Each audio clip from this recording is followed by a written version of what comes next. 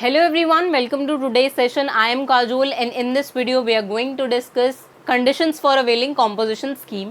So इससे previous video में हमने जीएसटी के रेट्स को डिस्कस किया था और वहाँ पे हमने कॉम्पोजिशन स्कीम के रेट्स को डिस्कस किया था कि कैसे सेपरेटली यहाँ पे इंट्रास्ट रेट सप्लाई में एप्लीकेबल होते हैं सीजीएसटी और एसजीएसटी के रेट्स, अगर कोई भी ट्रेडर्स ऐसे हैं जो कि कॉम्पोजिशन स्कीम को अवेल करते हैं उनके लिए। तो अब यहाँ पे पहले हम देखेंगे कि यहाँ पे हमने डिस्कस किया था प्रीवियस वीडियो में कि इंटरस्टेट सप्लाईज जो हैं उन पे यहाँ पे कॉम्पोजिशन स्कीम जो है वो एप्लीकेबल नहीं होती। मतलब जो भी ऐसे ट्रेडर्स हैं जो इंटरस्टेट सप्लाई कर रहे हैं वो कॉम्पोजिशन स्कीम के लिए ऑप्ट नहीं कर सकते, वो यहाँ पे एलिजिबल नहीं होते कॉम्पोजिशन स्कीम को अवेल करने के लिए। तो अब यहाँ पे जो ट्रेडर्स हैं अगर इंटरस्टेट सप्लाई अगर वो इनवर्ड सप्लाई है, मतलब कि अगर ऐसा होता है कि यहाँ पे कोई भी ऐसे ट्रेडर्स हैं जो कि कॉम्पोजिशन स्कीम अवेल करना चाहते हैं, तो अब इनवर्ट सप्लाई अगर वो कर रहे हैं तो ये अलाउड होती है। तो अब ये जो इनवर्ट सप्लाई है इसका मतलब ये है कि यहाँ पर वो जो ट्रेडर्स होंगे जिनको कॉम्पोजिशन स्कीम जो है वो अवेल करनी है या वो कॉम्पोजिशन स्कीम को अवेल कर चुके हैं, तो यहाँ पे कोई रिस्ट्रिक्शन नहीं होता इनवर्ट सप्लाई के ऊपर। मतलब कि वो यहाँ पे प्रोक्योर कर सकते हैं गुड्स को दूसरे स्टेट से, यहाँ पर वो गुड्स जो है वो अपने स्टेट में जो है वो सप्लाई करवा सकते हैं, मतलब उनको परचेज कर सकते हैं। इनवर्ट सप्लाई उनकी अलाउड होती है कॉम्पोजिशन स्कीम के अंदर। लेकिन अब अगर यही इंटरस्टेट सप्लाई जो है वो एक आउटवर्ड सप्लाई है तो ये यहाँ पे कॉम्पोजिशन स्कीम के अंदर एप्लीकेबल नहीं होती। मतलब कि यहाँ पर जो भी कॉम्पोजिशन स्कीम अवेल करना चाहता है टैक्स पेयर, तो वो यहाँ पे आउटवर्ड सप्लाई जो है वो अवेल नहीं कर सकता। वो अपने गुड्स एंड सर्विसेज को कोई दूसरे स्टेट में जो है वो सप्लाई नहीं कर पाएगा, लेकिन वो दूसरे स्टेट से यहाँ पर अपने स्टेट में कोई भी गुड्स जो हैं वो मंगवा सकता है, सप्लाई करवा सकता है। तो इसीलिए इनवर्ट सप्लाई जो है वो यहाँ पे अलाउड होती है कॉम्पोजिशन स्कीम जिन भी ट्रेडर्स ने अवेल करी है उनके लिए, लेकिन यहाँ पे आउटवर्ड सप्लाई जो है वो अलाउड नहीं होती।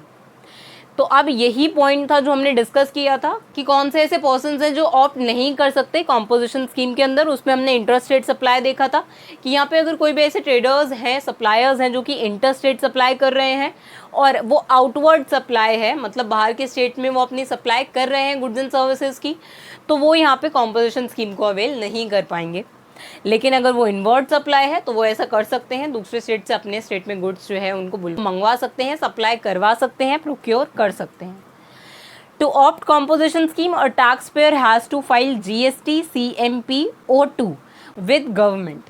तो अब यहाँ पे अगर कोई पर्सन ऐसा है, अगर कोई टैक्स पेयर ऐसा है जो कि कॉम्पोजिशन स्कीम को अवेल करना चाहता है, ऑप्ट करना चाहता है, तो उसको यहाँ पे एक फॉर्म फाइल करना होता है GST CMP O2 गवर्नमेंट के पास, ताकि वो गवर्नमेंट को ऐसा बता सके कि वो अब एलिजिबल है कॉम्पोजिशन स्कीम के अंदर और वो इस स्कीम को अवेल करना चाहता है और इसी के हिसाब से वो अब टैक्स जो है वो पे करेगा। तो अब नेक्स्ट यहाँ पे conditions for availing composition scheme, no input tax credit can be claimed. तो अब ये कंडीशंस हैं कि अगर यहाँ पे किसी भी एक टैक्स पेयर ने कॉम्पोजिशन स्कीम जो है अगर वो अवेल करी हुई है तो क्या कंडीशंस होंगी वहाँ पर। तो जैसे हमने यहाँ पे देखा कि no input tax credit can be claimed, तो वो इनपुट टैक्स क्रेडिट जो है वो क्लेम नहीं कर सकता। तो अब आप अभी इनपुट टैक्स क्रेडिट से फेमिलियर नहीं होंगे क्योंकि ये हमने प्रीवियस वीडियोस में डिस्कस नहीं किया है, तो डोंट वरी, हम इनको आगे आने वाले वीडियोस में डिस्कस करेंगे। तब आप इस पॉइंट को समझ जाएंगे कि यहाँ पे जो कॉम्पोजिशन स्कीम के अंदर जो भी टैक्स पेयर्स हैं वो यहाँ पे इनपुट टैक्स क्रेडिट क्या होता है और इसको कैसे अवेल नहीं कर सकते। नेक्स्ट है यहाँ पे can't supply goods exempted from tax. तो अब यहाँ पे कॉम्पोजिशन स्कीम के अंदर अगर कोई भी ऐसे टैक्स पेयर्स हैं जो कि कोई एग्जेम्प्टेड गुड्स, मतलब कि वो गुड्स जो है वो एग्जेम्प्ट फ्रॉम जीएसटी है,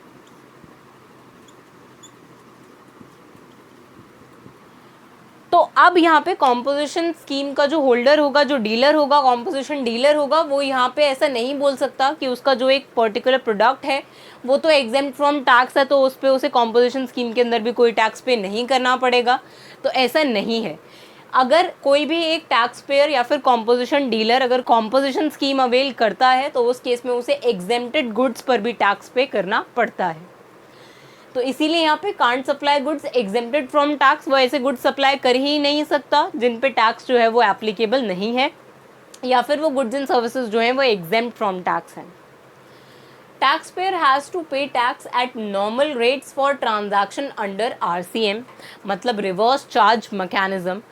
तो अब यहाँ पे रिवर्स चार्ज मैकेनिज्म को हमने प्रीवियस वीडियो में डिस्कस किया हुआ है। आई होप आपको पता होगा कि हमने यहाँ पे फॉरवर्ड चार्ज मैकेनिज्म और रिवर्स चार्ज मैकेनिज्म को पढ़ा था। तो हम यहाँ पे रिवर्स चार्ज मैकेनिज्म को रिकॉल कर लेते हैं। आपको याद होगा हमने पढ़ा था कि कौन लायबल होता है पे करने के लिए जीएसटी को। तो हमने वहाँ पे देखा था कि जो भी रेसिपिएंट है,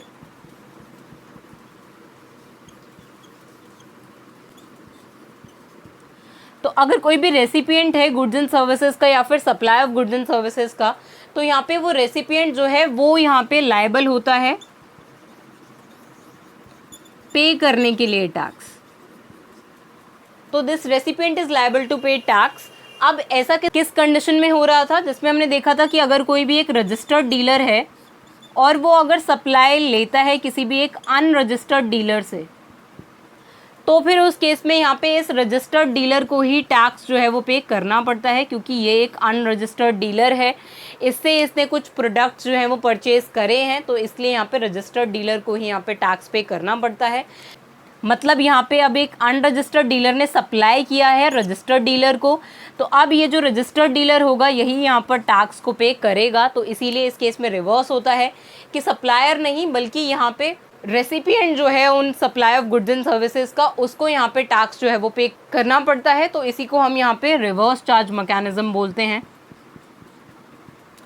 तो इसका ऑपोजिट हमने देखा था फॉरवर्ड चार्ज मैकेनिज्म, जिसमें normal supply of goods and services था कि यहाँ पे अगर ऐसा होता कि कोई भी एक ट्रेडर जो है वो किसी दूसरे ट्रेडर को सप्लाई कर रहा होता गुड्स एंड सर्विसेज, तो यहाँ पे यही ट्रेडर जो है इसी को यहाँ पे टैक्स पे करना पड़ता। तो ये एक नॉर्मल कंडीशन है जिसको हम फॉरवर्ड चार्ज मैकेनिज्म कहते हैं, जिसमें supplier of the goods and services जो है उसी को यहाँ पे टैक्स जो है वो पे करना पड़ रहा है।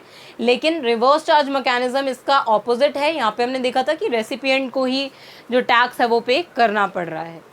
तो अब यहाँ पे tax payer has to pay tax at normal rates for transaction under RCM।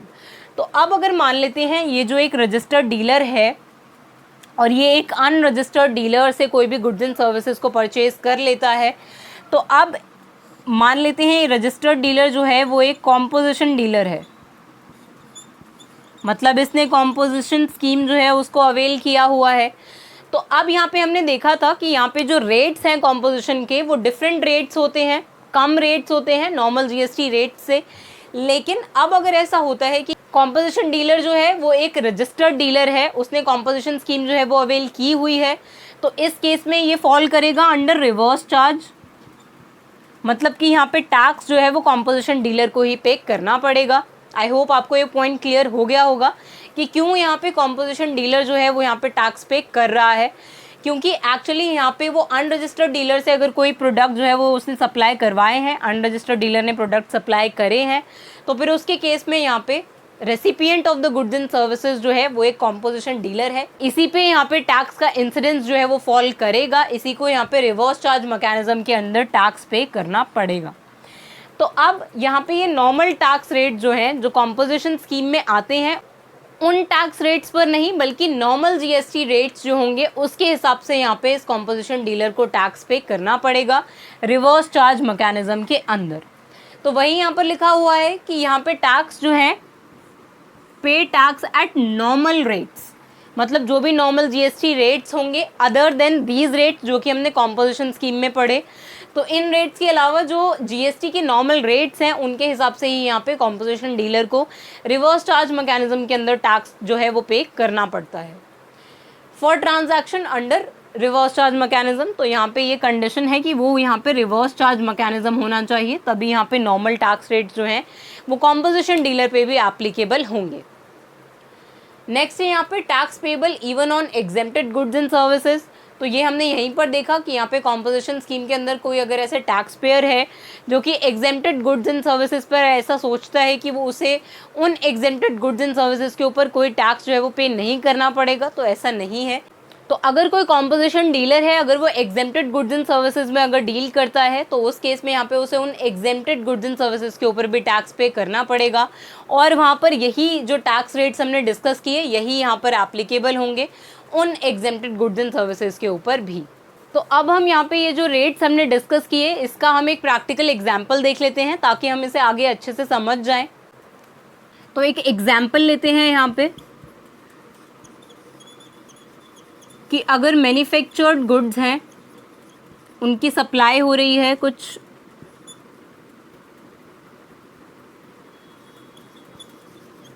तो यहाँ पे सप्लाई ऑफ मैन्युफैक्चर्ड गुड्स है, सप्लाई ऑफ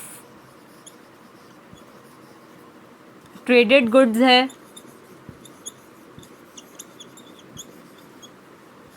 लेट्स से ये है रुपीज़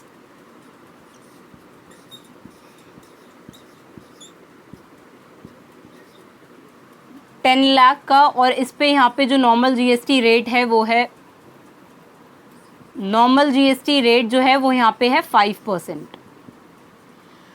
और मान लेते हैं अब ये जो ट्रेडेड गुड्स हैं ये हैं रुपीज़ 2 लाख।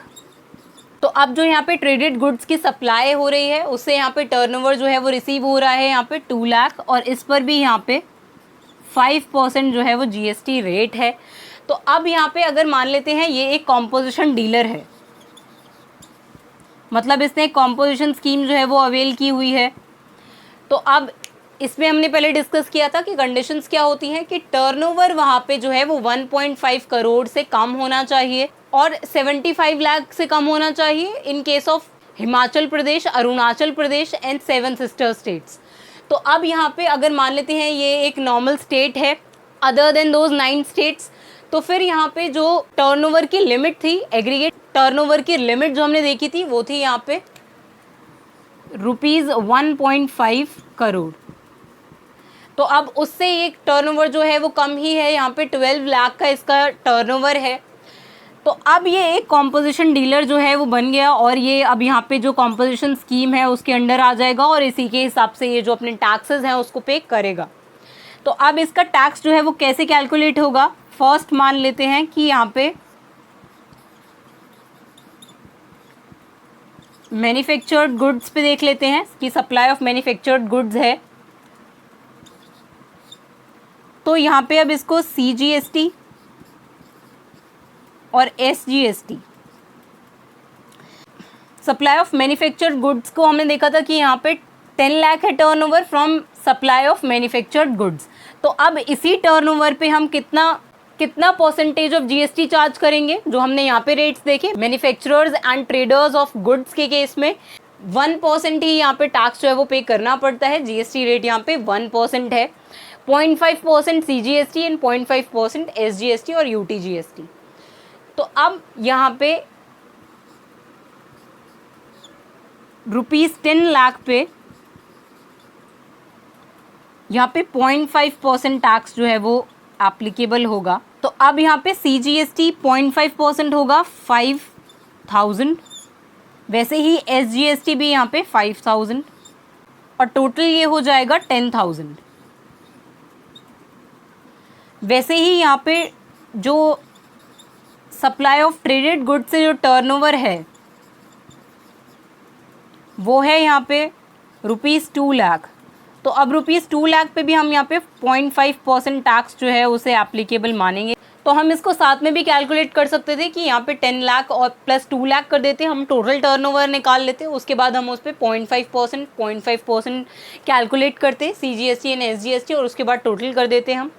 तो अब यहाँ पे 2 लाख का 0.5% 1,000, और यहाँ पे SGST भी 1,000, तो अब ये 2,000 हो जाता, और फिर यहाँ पे जो टोटल टैक्स होता वो यहाँ पे 12,000 रुपीज़ आ जाता। तो अब यहाँ पे हमने देखा कि नॉर्मल जीएसटी जो रेट्स थे वो यहाँ पे 5% थे, और यहाँ पर भी 5% था ट्रेडेड और मैन्युफैक्चर्ड गुड्स के ऊपर। लेकिन जब अगर ये एक कॉम्पोजिशन डीलर बना तो इसको यहाँ पे टैक्स रेट जो है वो कम हो गया, पेएबल टैक्स जितना भी हुआ वो यहाँ पे इसके लिए रिड्यूस हो गया कॉम्पोजिशन डीलर के लिए। तो इसीलिए हमने देखा था कि स्मॉल टैक्स पेयर्स के लिए ये जो कॉम्पोजिशन स्कीम है वो यहाँ पे बेनिफिशियल है ताकि वो इसके लिए ऑप्ट करें। सिंप्लीफाइड स्कीम है, यहाँ पे कम टैक्स रेट्स हैं और यहाँ पे कंप्लायंस कॉस्ट भी रिड्यूस हो जाती है स्मॉल टैक्स पेयर्स के लिए। तो आई होप आपको ये समझ में आया होगा कि कॉम्पोजिशन स्कीम जो है उसके अंदर क्या बेनिफिट्स हैं यहाँ पे ट्रेडर्स के लिए और क्या उनके नुकसान हैं, जिसमें हमने देखा था कि यहाँ पे एग्जेम्प्टेड गुड्स जो होंगे उसके ऊपर भी उनको टैक्स जो है वो पे करना पड़ेगा। तो अब इसकी नेक्स्ट वीडियो में हम इनपुट टैक्स क्रेडिट को डिस्कस करेंगे, जो कि हमने यहाँ पर देखा था कि यहाँ पे no input tax credit can be claimed. Composition scheme के अंदर जो है वो इनपुट टैक्स क्रेडिट को आप क्लेम नहीं कर सकते। तो इसी टॉपिक को हम नेक्स्ट वीडियो में डिस्कस करेंगे। So see you in the next video. Thank you.